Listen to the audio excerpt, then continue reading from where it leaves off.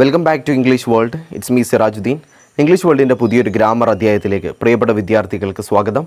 ഇന്ന് നമ്മൾ കഴിഞ്ഞ ക്ലാസ്സിൽ പഠിച്ച പ്രസൻറ്റ് കണ്ടിന്യൂസ് എന്ന് പറയുന്ന ടെൻസിൻ്റെ ഫോളോ അപ്പാണ്, പിന്തുടർച്ചയുള്ള ഒരു ക്ലാസ്സാണ്. പ്രസൻറ്റ് പെർഫെക്റ്റ് എന്ന് പറയുന്ന ടോപ്പിക്കുമായിട്ടാണ് ഞാൻ നിങ്ങളുടെ മുന്നിലായിട്ട് വന്നിട്ടുള്ളത്. നമുക്ക് ക്ലാസ്സിലേക്ക് കടക്കാം അല്ലേ.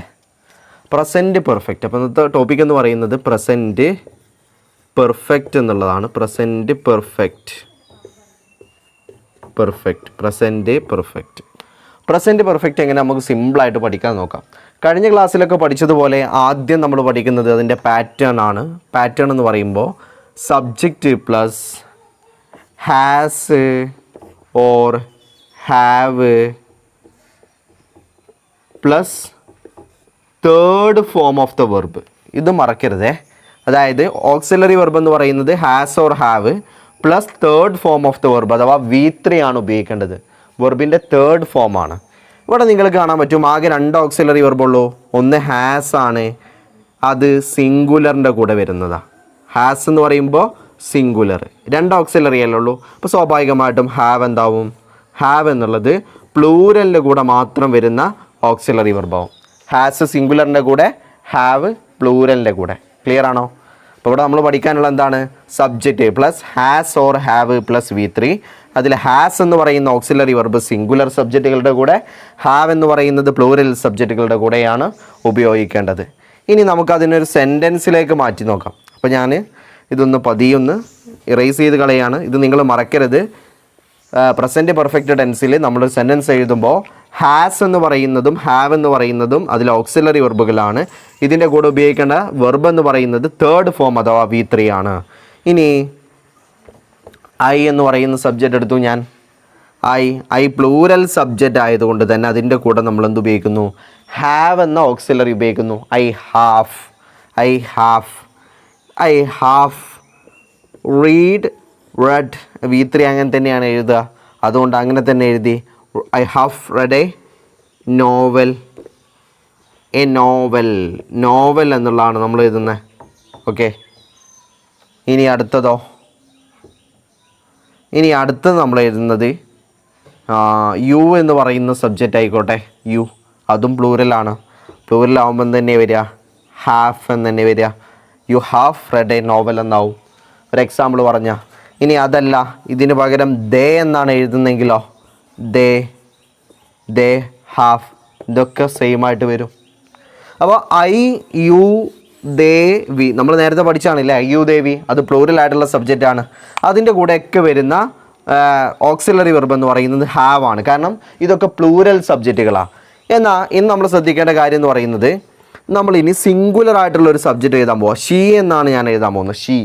ഷീ എന്ന്. അതിന് ഹീ ആവാം, ഷീ ആവാം, ഇറ്റ് ആവാം, ദാറ്റ് ആവാം, അല്ലെങ്കിൽ മറ്റെന്തെങ്കിലും സിംഗുലർ ആയിട്ടുള്ള സബ്ജക്റ്റ് ആവാം.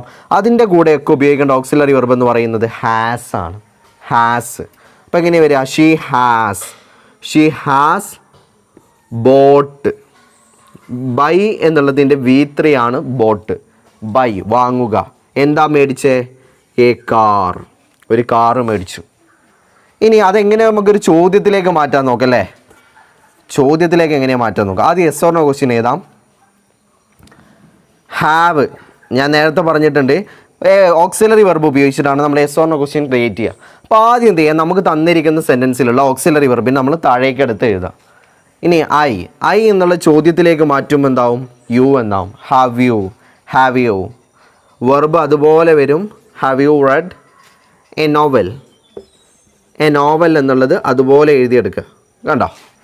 ഇനി നമ്മൾ രണ്ടാമത്തെ she has bought a car എന്നുള്ളത് ഒരു യെസ് ഓർ നോ ക്വസ്റ്റ്യനിലേക്ക് മാറ്റുമ്പോൾ ഹാസ് ഓക്സിലറി വെർബ് ഹാസ് ആണല്ലോ, അത് താഴേക്ക് എഴുതുന്നു.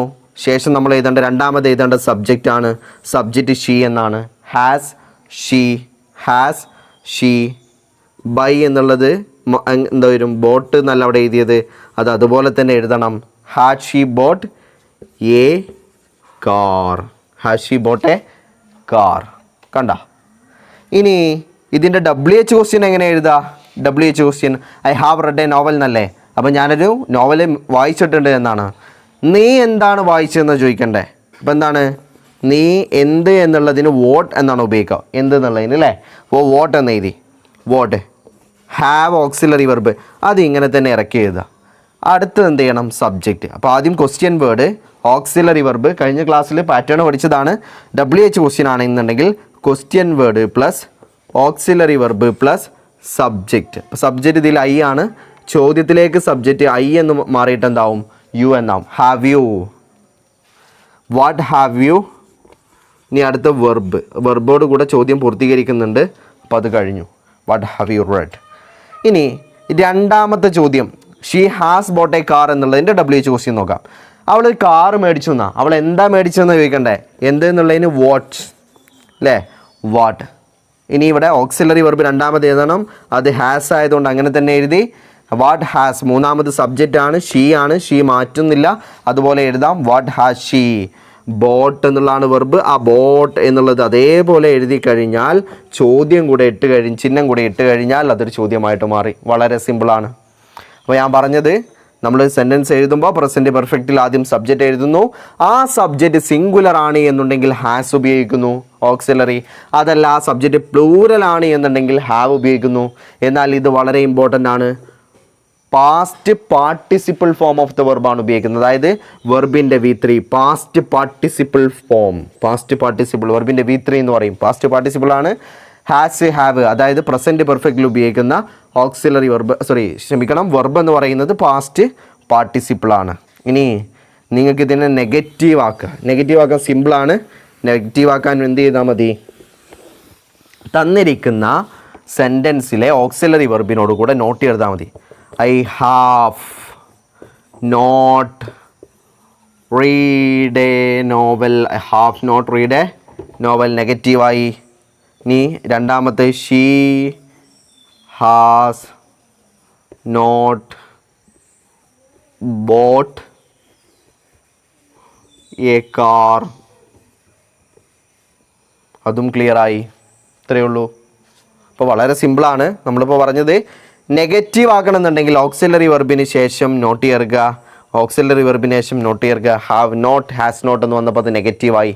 ഇനി സാധാരണ സെൻറ്റൻസ് ആണ് എഴുതുന്നുണ്ടെങ്കിൽ ഈ നോട്ട് വേണ്ട, സബ്ജക്റ്റ് പ്ലസ് നോട്ട് എഴുതിയാലും സ്റ്റേറ്റ്മെൻ്റ് ആണ്. അതല്ല നമുക്ക് പോസിറ്റീവ് സ്റ്റേറ്റ്മെൻ്റ് ആണ് വേണമെന്നുണ്ടെങ്കിൽ ആ നോട്ടിനാണ് ഒഴിവാക്കിയാൽ മതി. ഈ നോട്ട് ഒഴിവാക്കുന്നതോടുകൂടെ എന്താവും?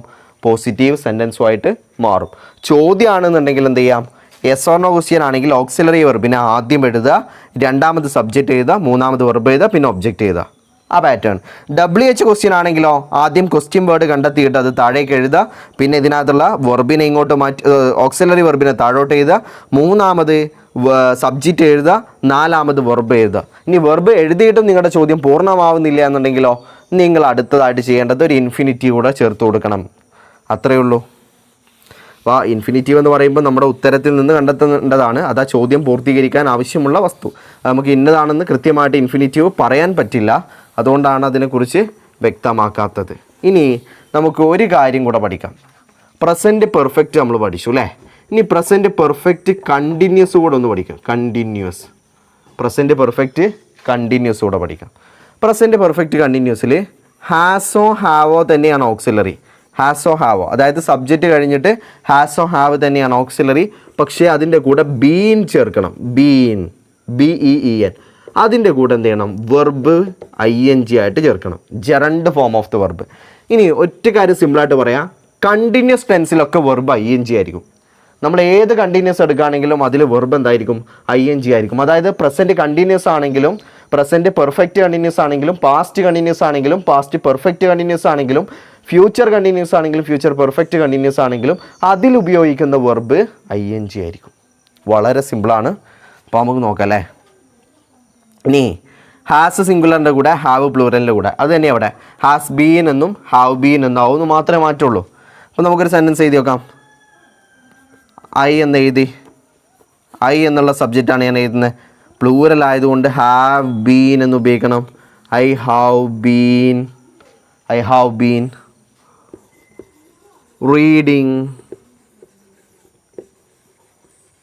newspaper. I have been reading newspaper. I have been reading newspaper.